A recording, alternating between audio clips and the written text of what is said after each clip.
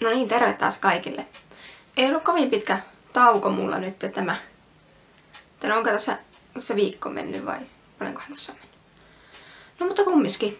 Tähän alkuun mä haluan sanoa, että kun Ed Speaks haastoi kaikki tuohon tipattomaan mukaan, niin mä oon nyt päättänyt ensimmäistä kertaa osallistua tipattomaan. En mä hirveästi muutenkaan joo, mutta silti ajattelin, että osallistuisin tänä vuonna. Mutta kuten otsikosta näkee, niin tää ei oo tipattomasta tämä video, vaan tää on nyt outoja asioita minussa, tai mitä nyt minä pidän itsessäni outona. Yksi näistä asioista, mikä on ehkä oudoimmasta päästä, on mun solisluut. Mä en tiedä mikä niissä on, mutta kun mä painan, itse asiassa tämän kanssa ei tarvitse painaakaan, mä en tiedä kuuletteko tästä. Naksuu tästä näin, niin kun ne kiinnittyy tähän olkapäähän, naksuu siitä kohtaa.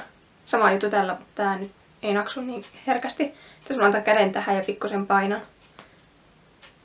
niin sekin alkaa naksumaan. Siis mun kaveri, joka opiskelee lääkäriksi, joskus hiero mua. Ja sitten mä niinku kysyin sitä Vasit, että tietääkö se yhtään, että mikä tää juttu on näissä mun solisluissa. Niin se järkytti ihan hirveän pahasti siitä, että mun solisluut naksuu tällä tavalla. Sitten yksi, mistä mä oon maininnut joskus, on nämä mun kulmahampaat. Nehän ei siis vaihtunut ennen kuin ne revittiin pois. Toinen lähti sitten sen jälkeen, kun se maitohammas oli revitty pois, niin se lähti kasvamaan itsestään. Mutta toiseen piti tehdä sitten leikkaus, että se sitten ruvettiin pikkuhiljaa rautojen avulla vetämään sitä sieltä alaspäin. Ja nyt on tommoset tosi terävät vampyyrihampaat. Kolmas asia, ja mä en tiedä, tää ei ole nyt hirveän outo asia, mutta mun korvakäytöt on eri kokoiset.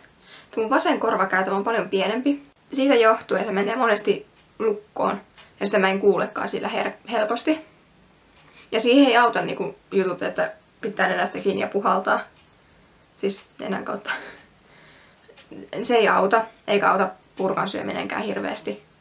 Se vaan sitten lähtee ajan myötä siihen aukeutumaan. Neljäs juttu on tää mun matkanukkuminen. Tai siis ihan sama kuin lyhyt se matka on. Menimme sitten autolla, lentokoneella, junalla, ihan millä tahansa. Mä nukun aina. Me istumaan.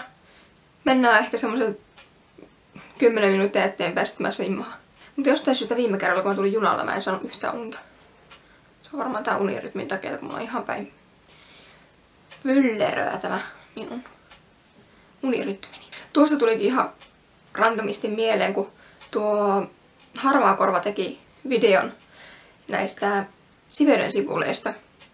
Niin mä haluan nyt sanoa, vaikka mä käytän just tämmösiä, että päin pylleröä ja tämmösiä. Mä oikeastikin käytän semmosia. Mä en hirveästi kiroile kotona. Mulla on yksi kaveri, jonka seurassa mä kiroilen ihan hirveästi, mutta siis niin, muuten mä en hirveästi kiroile, että terkkuja vaan Harmaa Korvalle, että olen Siberian sipuli, mutta en esitä Siberian sipulia. 5. juttu on tää mun sipuliviha.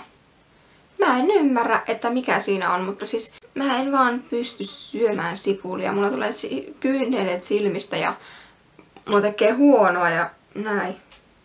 Mut sama tomaatin kanssa. Mä en pysty tomaattiakaan syömään. Mä oon yrittänyt opetella syömään niitä, mutta kun en mä vaan pysty. Mut sit tosiaan se, että mä pystyn syömään tomaattikeittoa.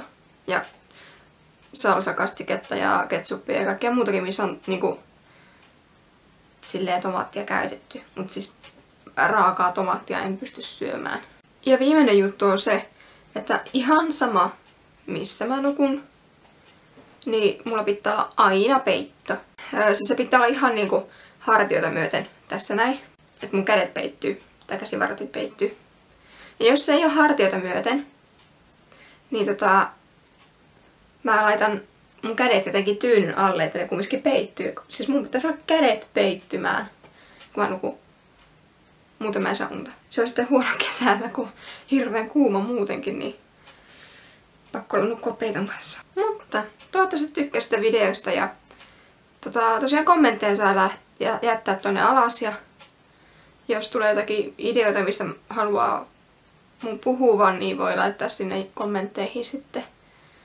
Oli sitten siis blogiin ja sitten mun YouTube tähän videoon tonne alas. voi sitten laittaa, jos haluaa. Tai jos tulee mieleen jotakin. Mutta eipä tässä muuta. Me näemme ensi kerralla. Moikka!